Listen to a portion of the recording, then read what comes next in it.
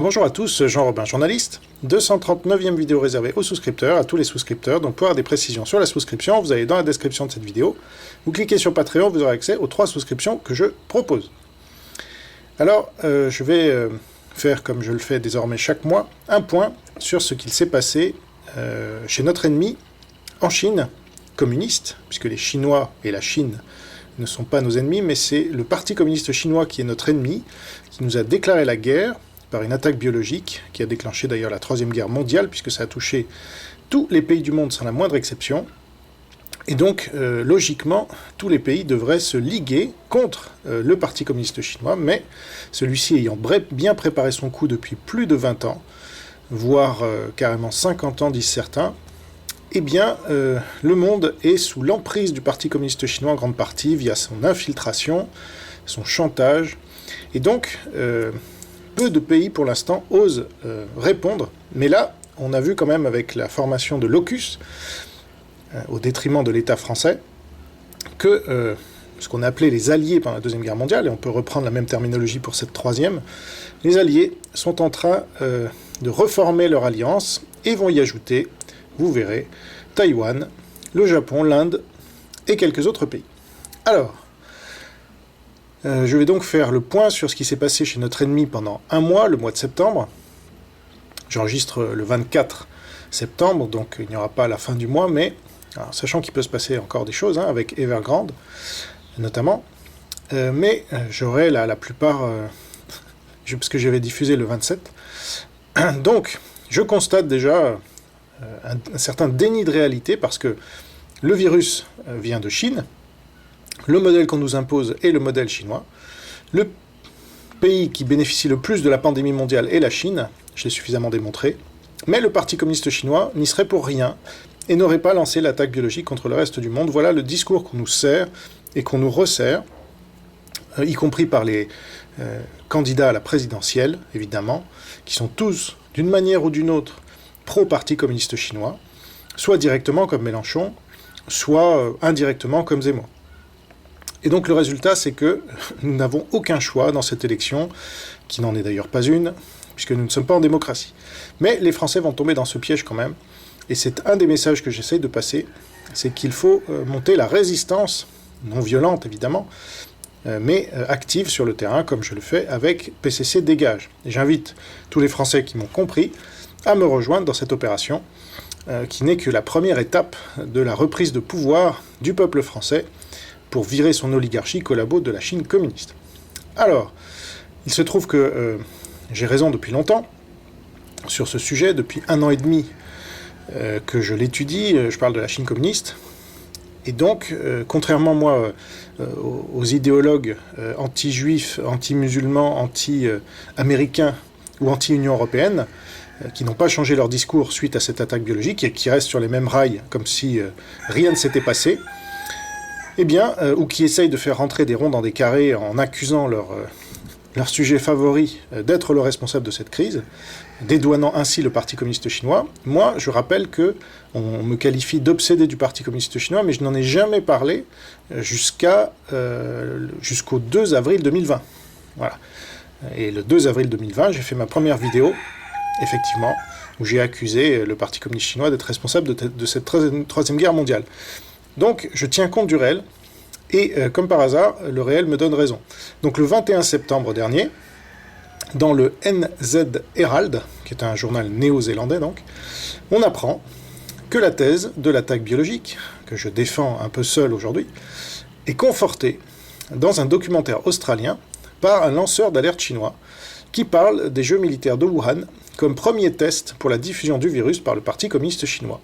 C'est ce que j'ai dit et répété, notamment lors de l'interview que j'ai accordée à France Soir.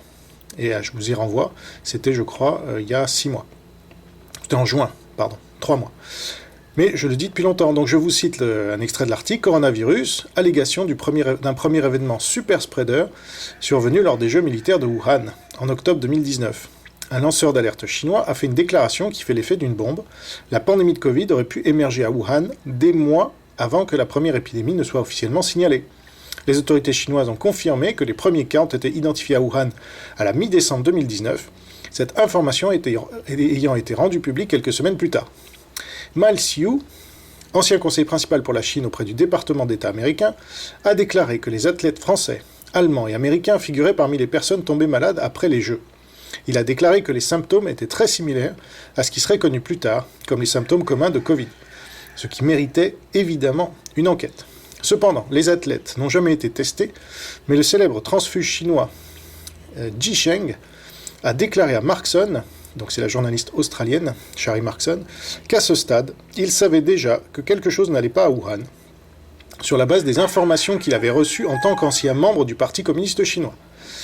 Je pensais que le gouvernement chinois profiterait de l'occasion pour propager le virus pendant les Jeux militaires, car de nombreux étrangers s'y rendaient, a-t-il déclaré. Cette allégation explosive implique que non seulement les autorités chinoises étaient déjà au courant de la pandémie croissante, mais que, selon Wei, on a peut-être laissé le virus se propager volontairement.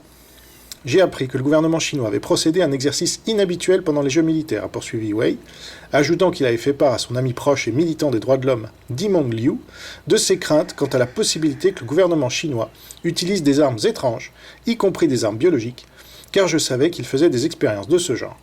Il affirme avoir également informé les autorités américaines et un homme politique de haut rang de l'escalade de la pandémie en octobre. Mais son avertissement est tombé dans l'oreille d'un sourd. Donc, moi j'explique qu'effectivement ça c'était le premier essai, et comme il n'a pas été probant, puisque la pandémie ne s'est pas répandue dans le monde, eh bien ils sont passés à la deuxième étape, qu'ils avaient évidemment anticipée au cas où la première ne fonctionne pas. Et cette étape, c'était ce qui s'est passé en janvier 2020 à Wuhan, avec évidemment le 7 janvier la déclaration de Xi Jinping au Politburo, nous allons confiner Wuhan comme nous avons confiné les Ouïghours, et il a attendu ensuite 2 semaines que le virus se propage un maximum, et il a contribué à ce qu'un maximum de Wuhanais soient infectés en organisant un banquet, donc rassemblant 40 000 familles, c'est-à-dire plus de 100 000 personnes mangeant dans les mêmes plats, à l'effigie d'ailleurs de Xi Jinping, c'était signé. Ça c'était le 18 janvier, et puis, donc en supprimant toute information entre le 2 et le 18 janvier sur les infections, le banquet le 18 janvier, et le festival de danse que j'ai révélé, qui n'a jamais été repris dans le reste du monde pour l'instant, c'est quand même hallucinant, le 21 janvier. Voilà. Et le confinement a été mis en place, a été annoncé donc le 22. Donc là, vous avez 100 000 Wuhanais qui ont commencé à partir. Vous aviez déjà des millions de Wuhanais qui étaient partis avant, puisque c'est la période, j'ai expliqué ça 100 fois, du nouvel an lunaire. C'est la période et l'endroit où on circule le plus dans le monde, dans l'année, avec 400 millions de personnes qui se déplacent en Chine et à l'étranger. Donc, à Wuhan, le 22, on annonce le confinement. Vous avez à peu près 100 000 Wuhanais qui partent, mais on leur interdit de partir ailleurs en Chine. Et on les oblige à aller ailleurs dans le monde. Et donc, c'est comme ça que la pandémie s'est réellement propagée. Tout ça est démontré, il n'y a pas besoin de tests de laboratoire, etc.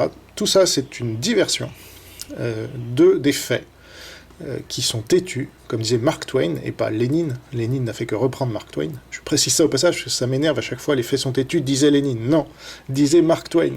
Lénine, ensuite, a cité Mark Twain sans se référer à lui. Mais bon. Donc, voilà une nouvelle confirmation avec cet article du Enze Herald, que j'annonce ce qu'il s'est réellement passé depuis le début, que je suis le seul en France, évidemment, et que tout le monde a peur de cette thèse dans les médias, c'est pour ça que je suis censuré. A tout de suite pour les souscripteurs, à bientôt pour les autres.